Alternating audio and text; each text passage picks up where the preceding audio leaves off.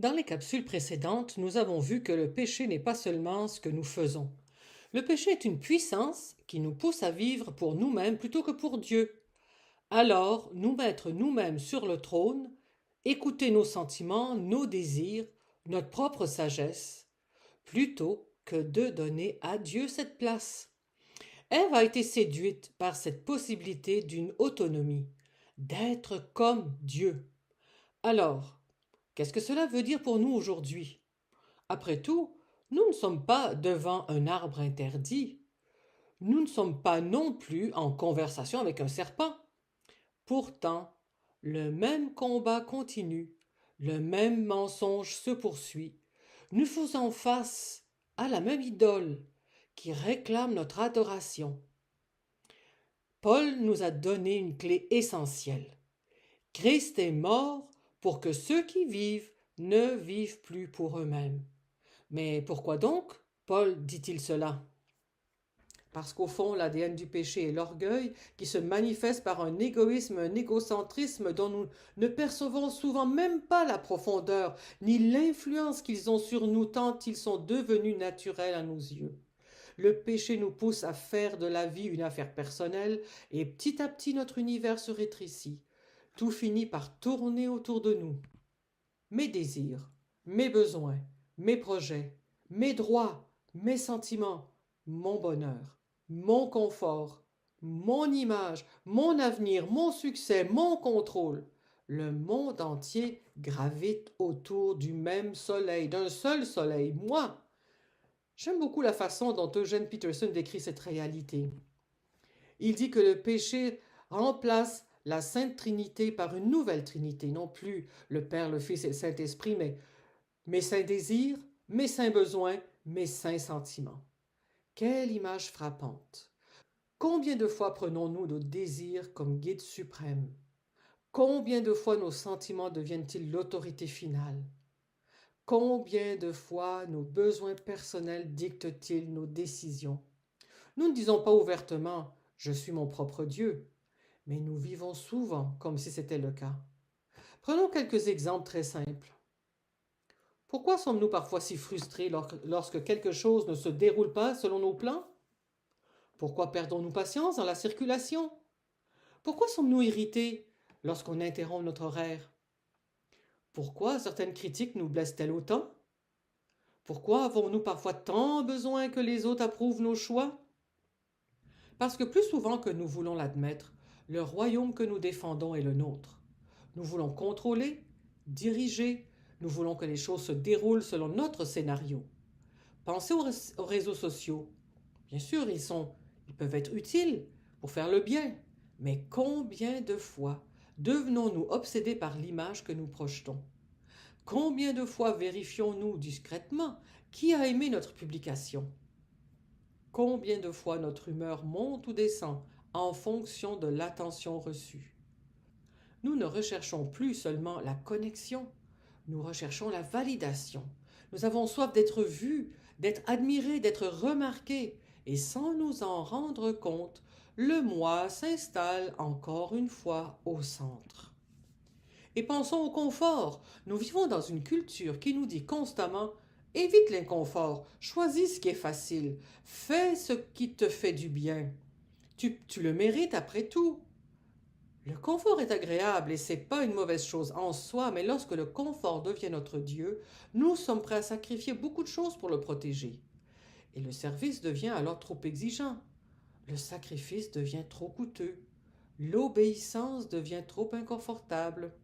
Et lentement, nous commençons à servir notre confort plutôt que Dieu.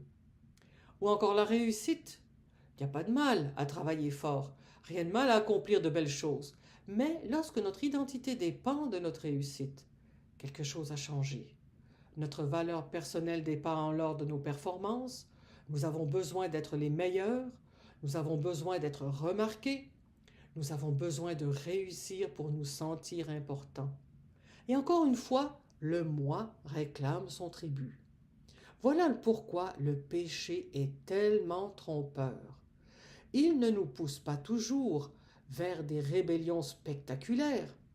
Souvent, il agit silencieusement, il murmure, Il recentre tout sur nous et progressivement, nous devenons les personnages principaux d'une histoire qui devrait pourtant avoir Dieu pour centre.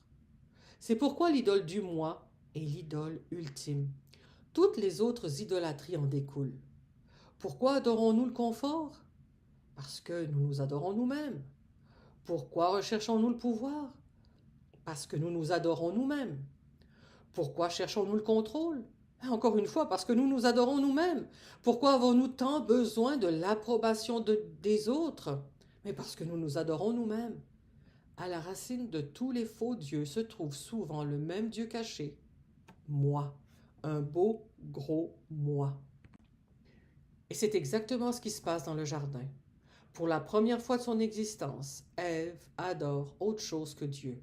Et remarquez bien ceci, ce n'est pas le fruit qui devient son Dieu, ce n'est pas même la sagesse.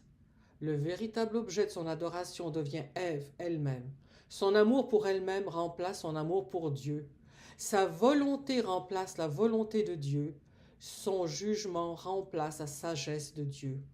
Son désir devient plus important que le commandement de Dieu et elle mange le fruit. Voilà pourquoi les conséquences sont si terribles, si dramatiques, si tragiques, car lorsque l'amour de soi remplace l'amour de Dieu, il n'existe pratiquement aucune limite au mal qui peut suivre. L'histoire humaine en témoigne largement. Les guerres, les abus, les trahisons, les violences, les injustices, les divisions, tout commence lorsque le moi monte sur le trône. C'est aussi pour cette raison que Jésus n'est pas venu seulement nous sauver du mal qui nous entoure, il est venu nous sauver du mal qui habite en nous. Il est venu nous sauver de nous-mêmes.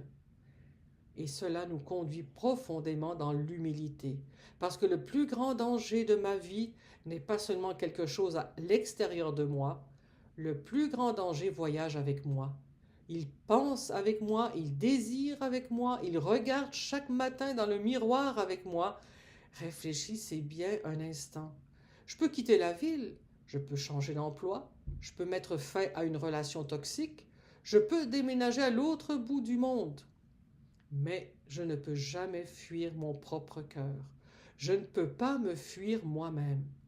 Si l'idole qui me tient captif est moi-même, où puis-je aller? Vers qui puis-je me tourner? Et c'est précisément ici que l'Évangile devient une bonne nouvelle extraordinaire. Parce que là où je suis incapable de me délivrer moi-même, Christ peut le faire. Là où je suis prisonnier de mon propre royaume, il vient établir le sien. Là où le moi réclame le trône, il vient prendre la place qui lui appartient. Si le péché est un esclavage à mon moi, alors mon seul espoir est un sauveur suffisamment puissant pour me libérer du moi. Et c'est exactement le sauveur que Dieu nous a donné. Alors, que devons-nous retenir de tout cela? Lorsque nous pensons au péché, nous pensons souvent à des actes, à des paroles que nous n'aurions pas dû prononcer, à des gestes que nous n'aurions pas dû poser, à des choix que nous regrettons. Mais la Bible nous invite à regarder plus profondément, bien plus profondément. Le péché n'est pas seulement ce que nous faisons, le péché est ce qui habite en nous. Le péché n'est pas seulement une série de mauvaises actions, le péché est une puissance qui nous pousse à vivre pour nous-mêmes plutôt que pour Dieu. C'est cette voix intérieure qui murmure « Fais ce qui te plaît, passe en premier, vis pour toi-même, sois ton propre maître, écoute ton cœur. » C'est le même mensonge qui résonne dans le jardin. Vous serez comme Dieu. Depuis ce jour, l'humanité entière porte les cicatrices de cette rébellion. Et si nous sommes honnêtes, nous devons reconnaître que ce problème n'existe pas seulement autour de nous. Il existe malheureusement en moi, en chacun de nous. Il ne se trouve pas seulement dans les guerres, les injustices ou la corruption que nous dénonçons. Il se trouve dans nos propres cœurs, dans notre besoin de contrôle, dans notre recherche de reconnaissance, dans notre désir d'avoir raison, dans notre difficulté à aimer Dieu plus que nous-mêmes. Voilà pourquoi le péché est une si grande tragédie, parce qu'il nous éloigne de celui pour qui nous avons été créés, parce qu'il déforme notre cœur, parce qu'il brise notre relation avec Dieu, et parce qu'il nous laisse incapables de réparer nous-mêmes ce qui a été brisé. Alors, voici la question que je vous laisse aujourd'hui. Si le problème humain est si profond, si le problème est enraciné dans le cœur lui-même, si le plus grand danger n'est pas seulement à l'extérieur de nous, mais en nous, alors une simple amélioration morale peut-elle vraiment suffire? Pouvons-nous réellement nous sauver nous-mêmes? Ou avons-nous besoin de quelque chose de beaucoup plus grand que nous? Nous poursuivrons cette réflexion dans la prochaine capsule. Je prie vraiment que le Seigneur nous ouvre les yeux sur nous-mêmes, qu'il nous rende sensibles quand nous le poussons de côté pour nous mettre nous-mêmes sur le trône. Que le Seigneur nous aide dans cette réflexion à être honnêtes face à lui et à reconnaître là où nous manquons, là où nous tombons.